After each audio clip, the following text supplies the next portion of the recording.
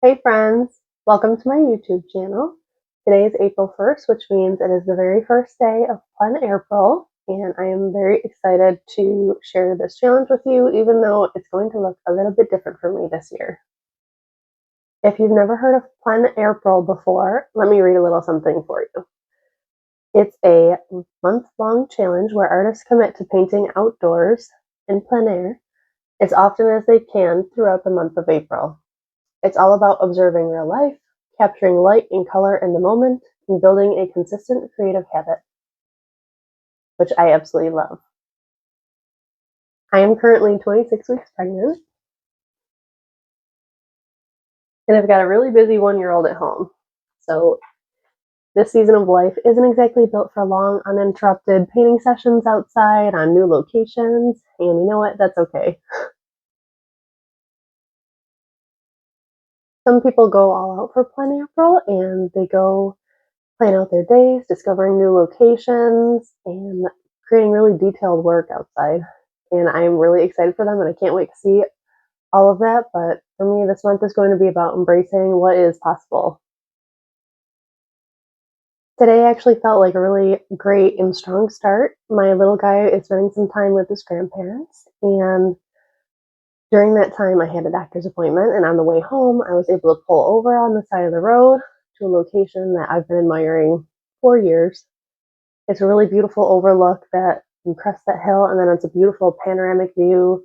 Hills in the background. It was rainy and misty, so all the colors were like fading together. It was just beautiful and perfect. And it was 20 minutes. It was glorious.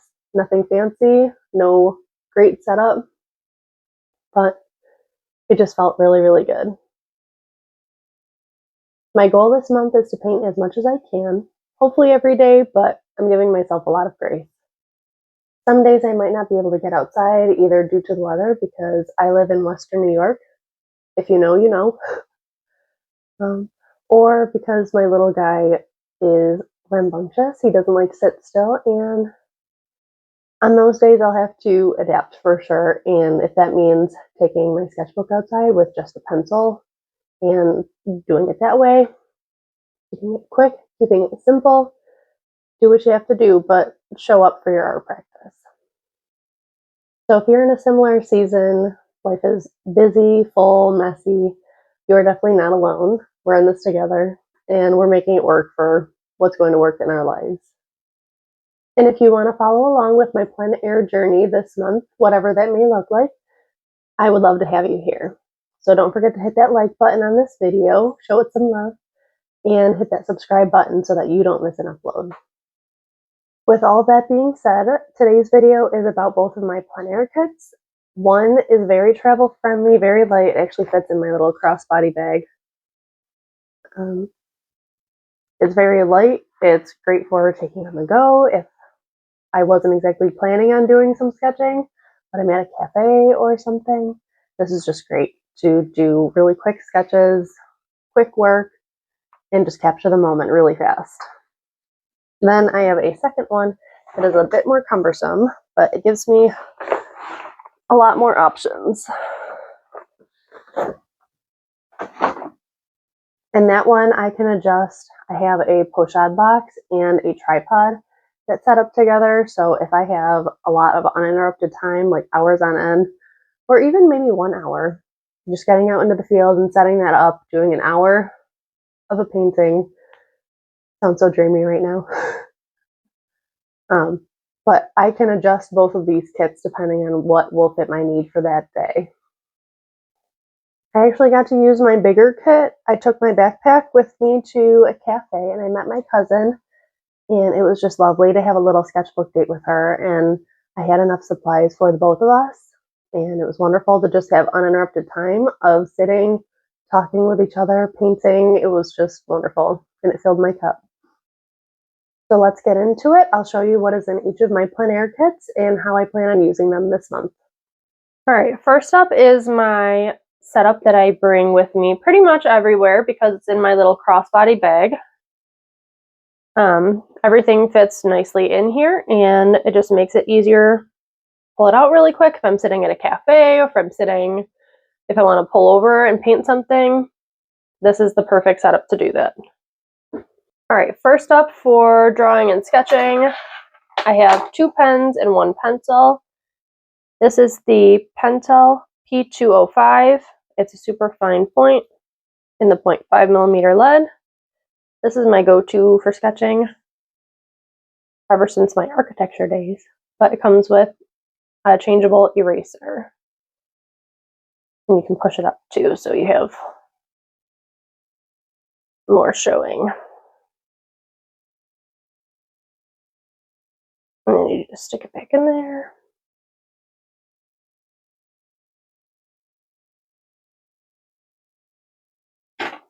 Next up, I rarely use this one, but I did want to include it because I just like how juicy this pen is in general. It's a Papermate Ink Joy Gel in the 0.07. It's a clicky, and this one is not waterproof, so I do not use this as sketching. I don't use it before watercolor. But this one, on the other hand, is the Uniball Air Micro. This one is waterproof, so I can use it for sketching. I can put watercolor over top and not worry about black ink bleeding everywhere. So that one is definitely one of my favorites.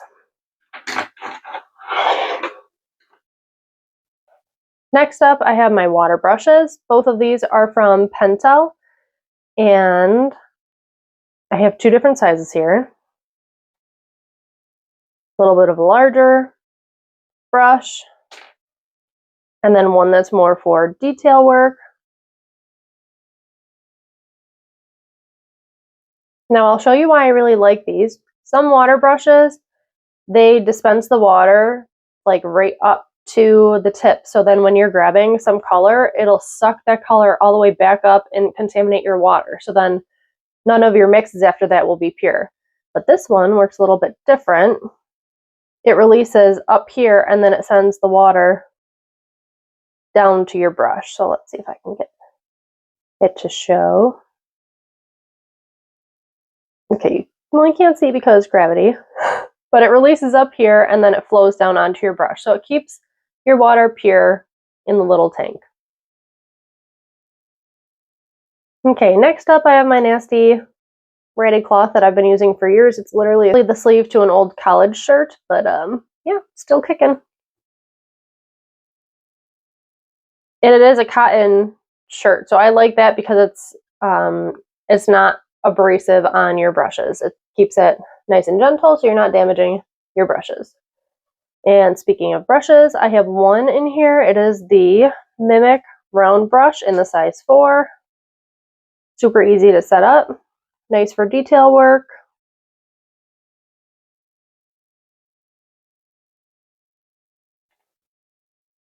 Next up, I have my Portable Painter Micro, and I'll show you how it sets up and breaks down. But the colors that I have are lemon yellow, alizarin crimson, phthalo turquoise, nougat vosge, burnt sienna, ultramarine. And I just came back from a painting session, so that is why it's all dirty. That, and when I refilled it the one time, when I closed the palette, the paint got on the lid and I refused to waste that paint. So we're rolling with it. But how you set it up and break it down, these slide on and off. And that folds in half. Then this little tab goes into the divot, like so.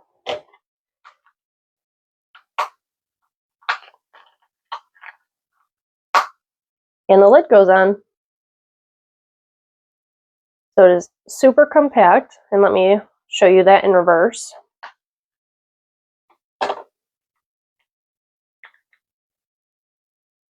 And it's got these little tracks here on the side.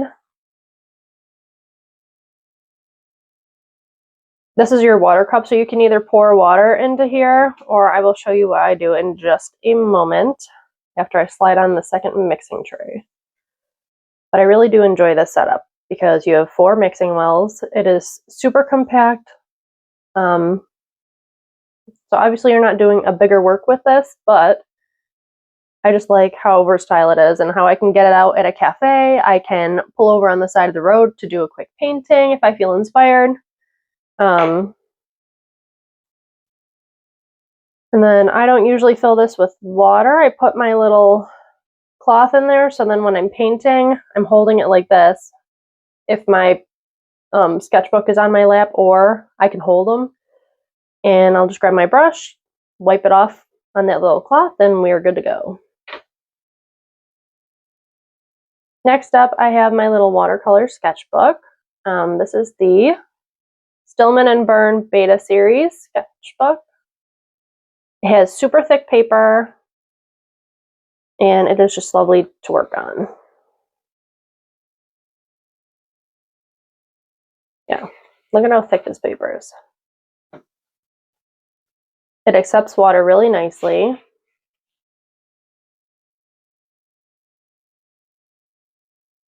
I am just a big fan.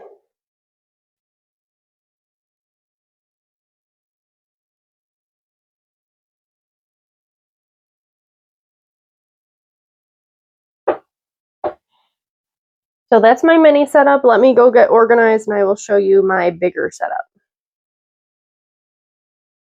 Now this next kit is a bit more cumbersome, but as you'll see, I have a lot more options and versatility with it. I have my tripod and my pochade box, which I don't take these with every single time that I use this kit. It just depends on my plan for the day. Like if I'm going to a park for designated time to do a certain subject, I will bring these, but otherwise they stay at home.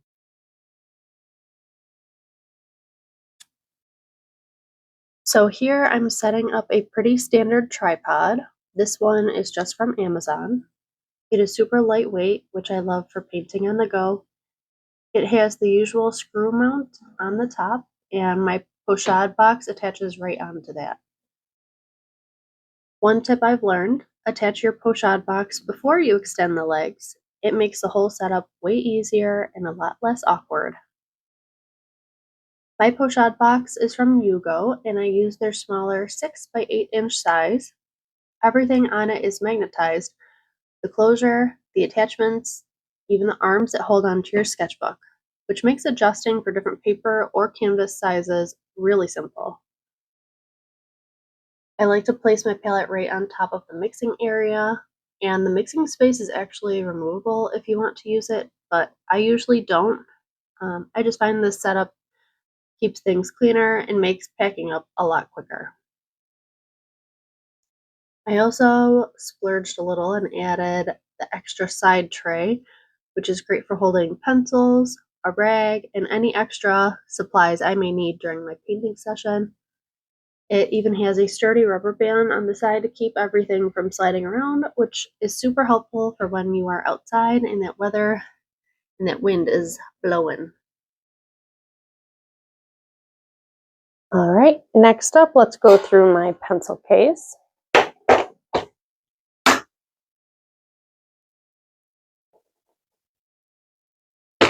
First up, I keep a kneaded eraser in here for lightly erasing your subject if your lines get a little bit too dark when you are sketching. Then I have my little rag here made of cotton.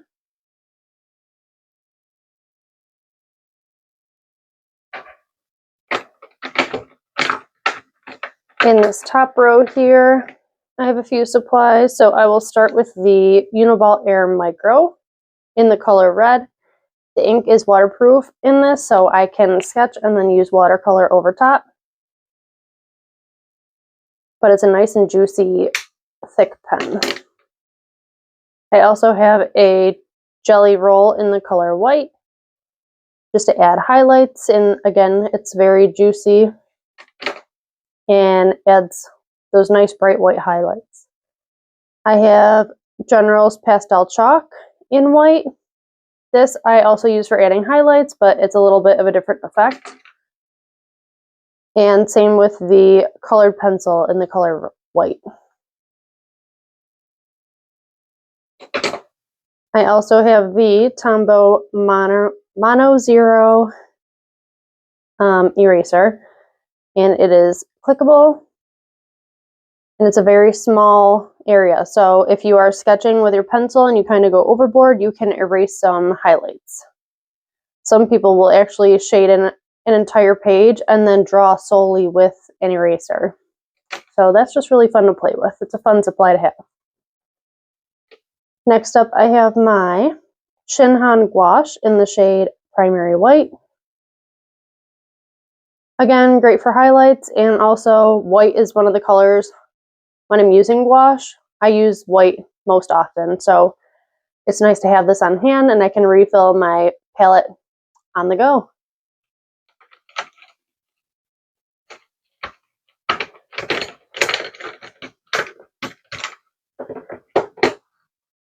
Next up, I have some pencils. My favorite drawing pencils are the Koh-i-Noor Hardmouth. This one is in 4B. I also have 6B, but my most common one that I use is the 2B, which for some reason is not in this kit, but it should be. And then I have a few mechanical pencils. These are my favorite, but you don't need anything this fancy. This one is the Pentel P205 in the 0.5mm lead. And this one I have marked as blue lead. This one is also blue lead. It is the Pentel P207 in the 0.7 lead, a little bit thicker. And both of those have the changeable erasers on the back. And then I have the Pentel Graph Gear 1000 in the 0.3 lead. It is super fine for detail work. And again, has that really fine and changeable eraser on the back end.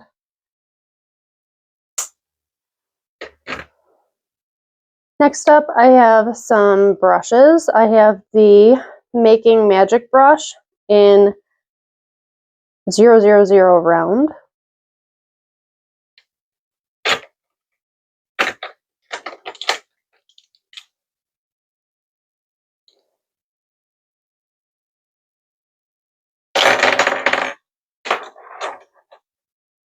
Next up, I have a silver black velvet brush in the size 8.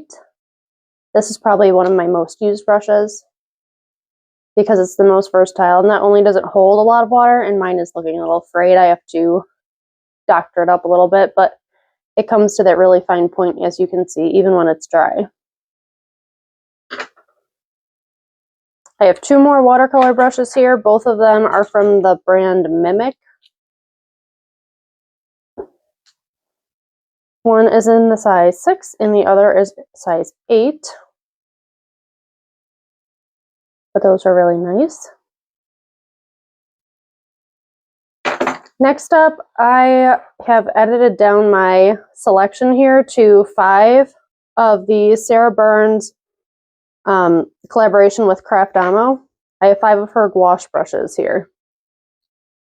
But I use them interchangeably for gouache and for watercolor. This one is the 2 flat.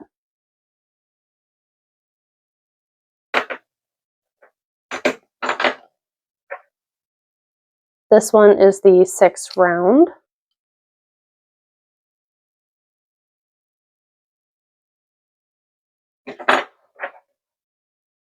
This next one is a 4 flat.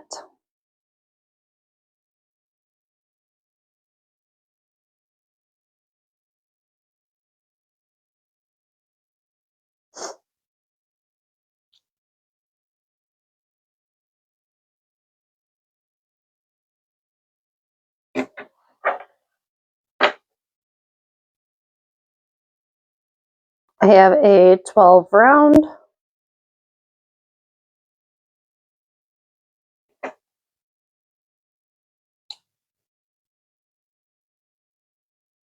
And I have the 6 shorty. So that is a very nice set to have on hand. I love that you can collapse them down and they don't take up that much space in your case. Next up, I have a pencil sharpener. This one's really heavy duty and it's made in Germany. Usually I have a little cup with it to catch my little shavings. If not, it usually ends up, the shavings end up coming back home with me in my case because I carry in and carry out. I don't leave trash anywhere. Then I have a really old eraser. Next up, I have a couple fun supplies. This is the Schmincke masking fluid, and I will show you a couple paintings that I've done using this technique, but if you've never used masking fluid before, you kind of just lay it down on your paper where you want to preserve your brightest whites or your highlights. You let it dry completely because it's made out of a latex. After it's dry, you can paint over top. Let your painting completely dry. Then when you're done, you can just rub this product right off, and then underneath obviously will still be white. So that one is really fun to use. Let me show you a painting that I've done using this technique.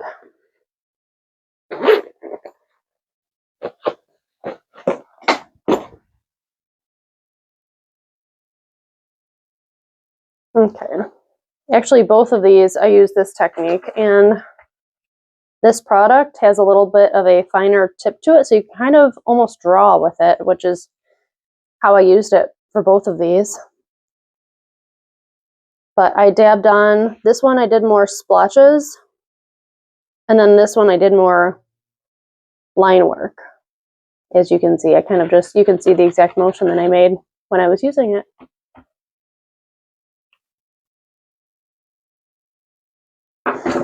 And then the last fun item that I have here is the view catcher. This one, the website's right on it, www.viewcatcher.com. I believe I just ordered mine on Amazon. But this is a very fun tool to use. So you can see here there's different sizes. So if you're painting in the field and you're using a certain size paper, you can find that on your guide here and then adjust your view accordingly. And then you can use it to find your subject. So there's 8 by 12, 9 by 12, 11 by 14, obviously square,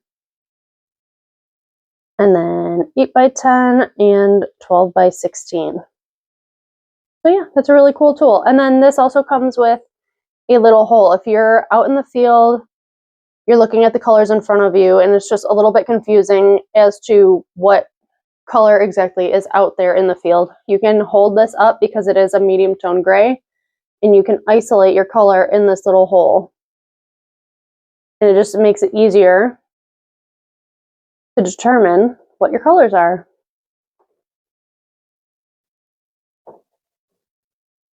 Very fun to use.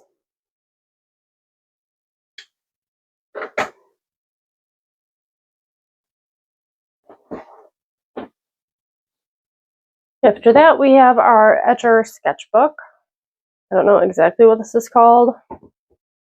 I think it's the everyday one, but it's got pretty decently thick paper. It accepts water pretty nicely, and I'll show you the one that I just did today for day one. It is raining gross out, so I had to go sit in my car to do this one, but I've been wanting to paint this scene for a very long time. There's a bunch of rolling hills. It was rainy, misty, there was a line of clouds. It was actually very beautiful. And then the golden fields in the foreground with a little bit of like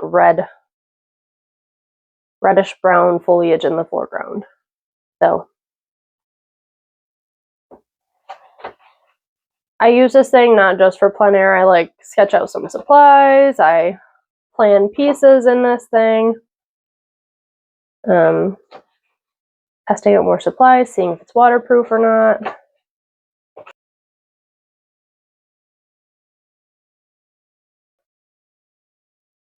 This is one of my favorites. I just love the underglow of the tree. The sun was coming down. It was bouncing back on the underside of the branch, and I was like in love. It was so pretty.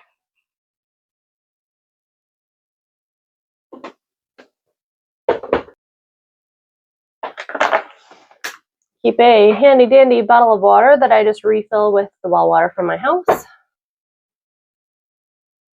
I have a Bao Hong pure cotton watercolor paper. This is in the size 10.2 by 7 inches. There's 20 sheets, and it is a block, so you don't have to worry about your pages coming undone. I ran out of time, so I didn't finish this piece, but I want to. That's that. This is a Stillman and Byrne Nova series. I only use this one for gouache. Because watercolor does not handle well on this paper.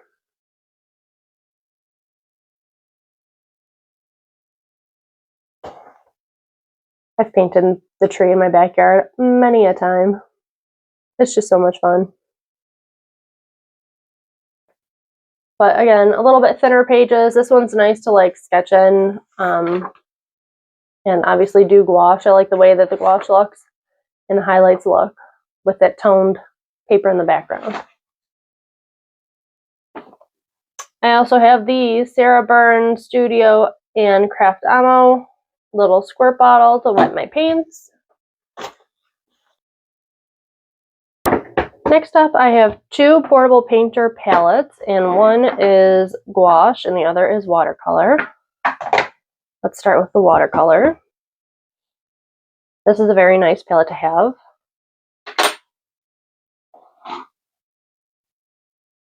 The 2 ends slide off, and then just like the micro, it has little notches so you can slide your water cups on, and it becomes like a little tower, and you can put this over top of your leg and it sits very nicely. And then it also has like these divots where you can put a brush across when you're in the middle of painting.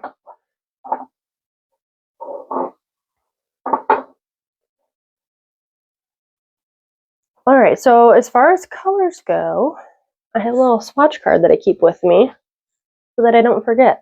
But we've got transparent brown oxide, phthalo turquoise, cobalt teal blue, forest blue, this is a granulating color by Schminke, neutral tint, lemon yellow, new gamboge, rose madder permanent, alizarin crimson, sap green, cerulean blue, burnt sienna, burnt umber, Payne's gray, ultramarine blue, indigo, undersea green. Got a lot of convenience colors, but it helps make life a little bit more fun, especially when you have some of these granulating colors. It's really fun to see how they turn out in your piece. Next up, I have my gouache palette. I don't know if I will be able to tell you the color names in this one.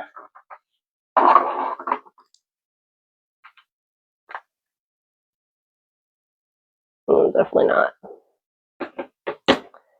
Well, we'll give it a shot. I know some of these are more convenience colors, and they're from Arteza, the like massive set of gouache colors that you can get. I think there's like 150. So I just wanted to put a couple in there just to play. That I know is lavender. That I know is a type of cerulean blue. Don't know what that red is. I know that's a rose madder. That's a cobalt. Lemon yellow. I have 2 lemons yellows, one to mix more warm toned colors like orange, and then others to mix more cool tones like green, so I don't have to get worried about contaminating a color. And then I have a white that I constantly refill even when I'm in the field. I take that little tube out of my pencil case and I just refill it so I can get super bright whites. All right, we have ultramarine, yellow ochre, burnt sienna, burnt umber, perylene green, and I think, honestly, that's black. I don't really use black at all in gouache or watercolor, but I might have to start.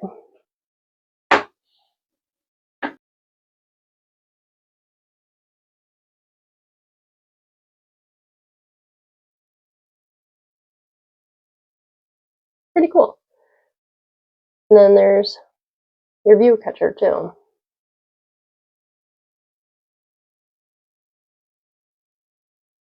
Pretty cool.